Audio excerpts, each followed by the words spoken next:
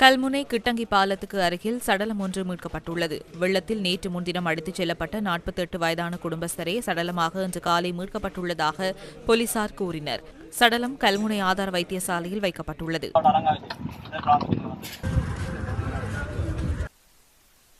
பொத்துவில் துவைய ஆற்றை கடக்க முயன்ற நிலையில் காணாமற் போன ஒருவரின் சடலம் இன்று மீட்கப்பட்டுள்ளது. பொத்துவில் போலீஸ் பிரிவுக்குட்பட்ட பசரிட் சேனியை சேர்ந்த 3 பிள்ளைகளின் தந்தையான 42 வயதான ஒருவரே சடலமாக மீட்கப்பட்டுள்ளார்.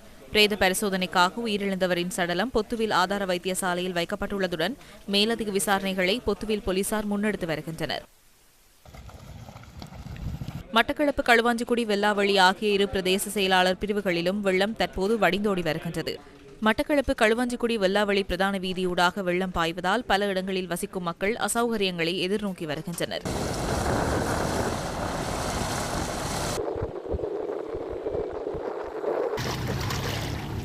வெல்லாவளி மண்டூர் பிரதான வீதியில் வெள்ளம் நிறைந்துள்ளதால் குறித்த பகுதியூடான போக்குவரத்து பாதிக்கப்பட்டுள்ளது.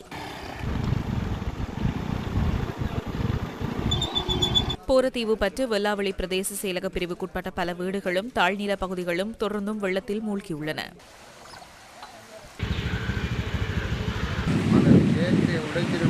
காத்தான்குடி கரையோர பகுதிகளில் தேங்கியிருந்த வெள்ளம் தற்போது வடிந்தோடி வருகின்றது.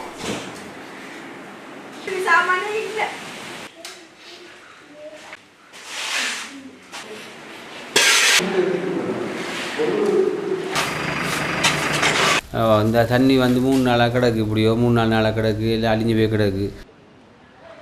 கிளிநொச்சியில் தேங்கியிருந்த வெள்ளமும் தற்போது படிப்படியாக வடிந்தோடுவதை அவதானிக்க முடிகின்றது. மன்னாரின் நானாட்டான் பிரதேச செயலாளர் பிரிவுக்குட்பட்ட மடுக்கரை கிராமத்திலும் வீடொன்றுக்கு அருகில் நிலம் தாழிறங்கியுள்ளது. கொக்குமடு மரவிச்சான் குளங்களில் நீர்ப்பிரவாகம் அதிகரித்துள்ளமையினால் இவ்வாறான நிலை ஏற்பட்டுள்ளதாக மன்னார் மாவட்ட அனர்த்த முகாமைத்துவ உதவி பணிப்பாளர் கனகரட்னம் திலீபன் நியூஸ் ஃபர்ஸ்டுக்கு தெரிவித்தார்.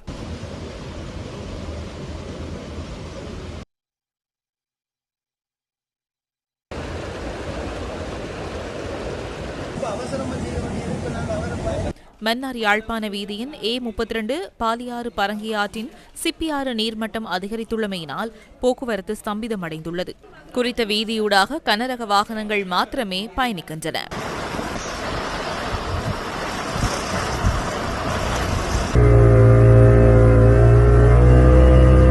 முல்லைத்தீவு மாவட்டத்தின் மாந்தை கிழக்கு பிரதேச செயலாளர் பிரிவுக்குட்பட்ட சிராட்டிக்குளம், பாலைப்பானி கிராமங்களிலும் வெள்ளம் வடிந்தோடி வருகின்றது. இதனிடையே வவுனிகுளமும் வான் பாய்கின்றது.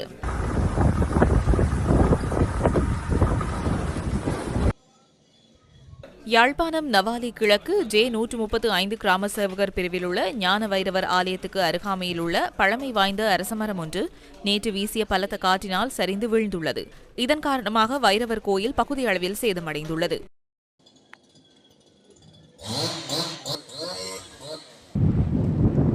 யாழ்ப்பாணம் வடமராட்சி கிழக்கின் மருதங்கேணி புதுக்காட்டுச்சந்தி வீதிக்கு இடையிலான கடல் நீர் ஏரியை கடக்கும் பிரதான பாலத்தின் ஒரு பகுதி தாழிறங்கியுள்ளமையினால் குறித்த வீதியூடான போக்குவரத்து தடைப்பட்டுள்ளது. மண்மூடைகளை வைத்து தற்காலிகமாக குறித்த மார்க்கத்தை சீரமைக்கும் பணிகளில் இராணுவத்தினரும் வீதி அபிவிருத்தி அதிகார சபையினரும் ஈடுபட்டுள்ளனர்.